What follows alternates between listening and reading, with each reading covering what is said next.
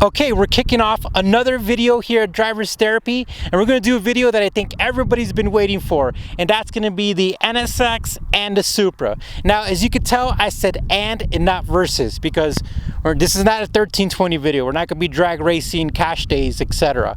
All right, guys, so before we kick off the video, I think everybody wants to know the basic information, and we're going to give that to you. So let's go ahead and kick off with the basic information of both cars, and then we'll go into depth on the other stuff. The Acura NSX's engine configuration is a 90-degree V6 dual overhead cam with 4 valves per cylinder. Its horsepower is 270 at 7,100 RPMs, and its torque is 210 foot-pounds at 5,300 RPMs. The NSX weighs in at 3,020 pounds. The Toyota Supra's engine is an inline-6 dual overhead cam, also with 4 valves per cylinder, and in addition it is turbocharged and intercooled. Its horsepower is 320 at 5,600 RPMs, and its torque is 315 foot-pounds at 4,000 RPMs. Finally, the Supra weighs in at 3,450 pounds. Okay, we got those specs out of the way. Thank you, Miss Elise. We appreciate that. All right, now we're going to talk about a few things. We're going to talk about ownership experience. We're going to talk about the car community. We're going to talk about cost, maintenance, and other fun facts. So let's go ahead and dive right in. So we're kicking it off with the Supra. Guys, the Supra has always been a car I've always wanted. I mean, I'm just thinking about a Supra. Long story short, I used to go to car meets when I was like 18, 19 in my beat up CRX. And I remember all the cool Supra guys were all lined up and we were like, whoa! And I was like, one day I will own a Supra. And 5 years ago, we picked it up, and we picked it up in San Francisco and we drove it back. And guys, my experience over owning it has been amazing. I mean, this is an awesome car. But a fun fact is, people always get confused with what it is, because this car is related with Fast and Furious, Paul Walker, 1320 videos, S2K street races, the 2JZ that makes 4-digit power numbers. But the thing about the Supra is that the Supra is a grand touring car. If you go on Wikipedia and you type in Toyota Supra, the first sentence is it's a grand tourer. Now, what is a GT car? A GT car is a car that's designed to go long distance, is high performance, but has luxury and comfort creature amenities. Guys, I could say that that's like a dead-on definition of the car, because this car, I've driven it 3 cross-country trips and it is extremely comfortable, and I just enjoy it like that. And ask anyone at 80 miles per hour, the car feels like it's going 40, that there's really no noise out there, and the ride is pretty comfortable with the OEM suspension. I mean, look at the aerodynamics on it. It's designed for the road. The Acura NSX. The NSX isn't sporty or has a sport mode or is sportish. The Acura NSX is a pure sports car, and I mean down to its bones. Guys, think about it. The world champion Formula 1 driver Ayrton Senna, he helped tune the suspension. I mean, like, how many, I mean, really? But guys, I mean, this car is a dream come true, and when I went to pick it up, it was like everything I've ever wanted and more. And here's one of the things as far as when it comes to driver therapy and driving it. I was driving back from Texas and I was going through like this mountain thing, and it said 50 miles per hour, and I didn't even notice, but I was doing it in 80 miles per hour, and I was just blown away because like the car, the confidence I felt in the car, the way it felt, it was just amazing. And I mean, to just think about an NSX, a mid-engine car, I mean, it is awesome. So my ownership experience is short. It's about 6 months so far, but that's what I can share with you so far, how I feel about it. Okay, let's talk about the Supra street cred. All right, let's launch the list here. There's waves, there's honks, there's screams, and occasionally people will follow you around.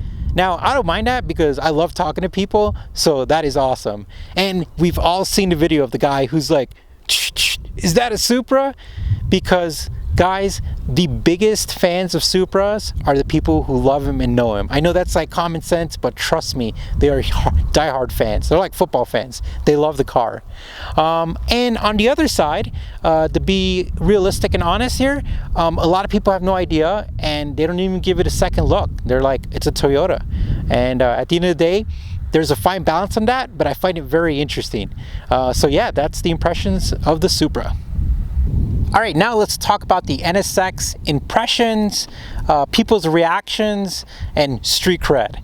Well, the NSX is a time machine. People are like, is it a Ferrari? Is it a Corvette? I know all the NSX owners are like, no, not the Corvette question. But the cool thing is that all walks of life, people are excited to ask questions about the NSX. But I really wanted to emphasize an experience that really left an impression on me. We live by a middle school, and every time I drive through there with the NSX, like kids, like they like jump up, they point, they get all excited, they like tug on their parents and point. And I think that is really, really neat, because at the end of the day, that's like for them, it's a real life Hot Wheel, and that makes me excited. Now I have to balance everything out, and I have to mention, I was thinking about how to approach this, but I have to mention the HP dudes. And every now and then you'll get somebody who walks up and they'll be like, hey man, hey, how much horsepower does that have? And I'll be like, it's only got 270 horsepower. And they're like, psh. They're like, my Dodge Charger's got like 4 times that. And I'm like, well, that's okay, cool. And sometimes you just have to save your breath and move on with your life. So that is ultimately my impression, or the impressions I've gotten with the NSX. All right, let's talk about maintenance. I have taken the Toyota Supra on 3 cross-country road trips. That is over 2,000 miles in each trip. And guys, I daily drive this thing. I drive it everywhere.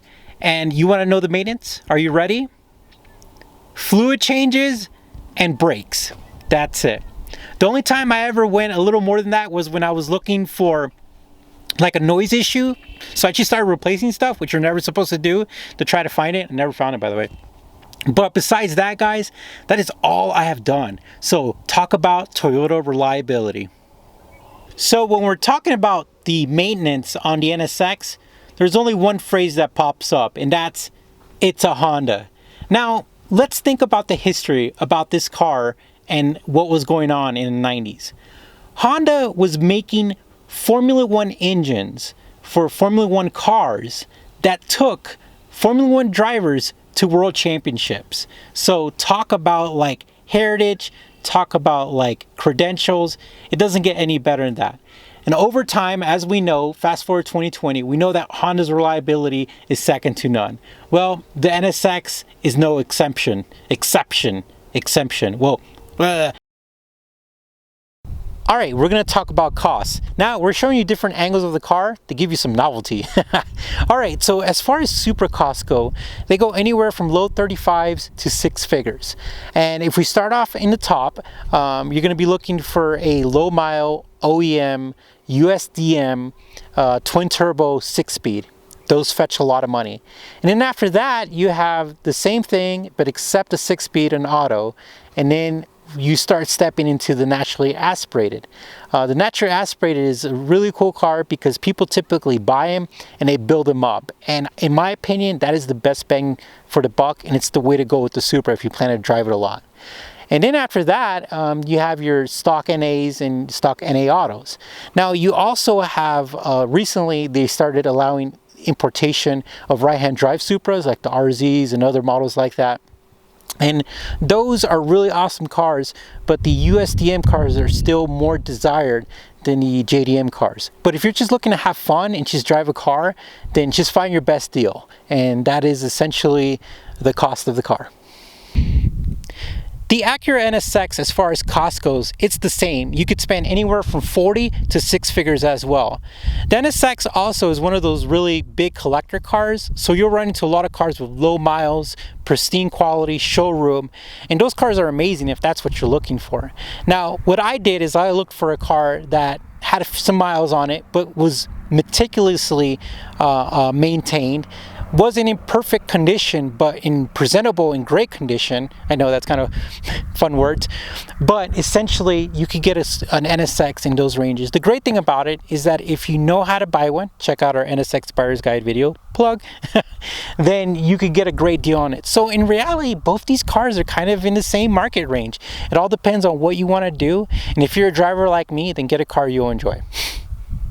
And guys, that's a wrap. Well, this was a fun video. We got to take out both cars and show them on camera. And I hope you guys learned something. It was really awesome to do this. And we have so much stuff coming up for the NSX and Supra. So make sure you stay tuned and we'll talk to you later.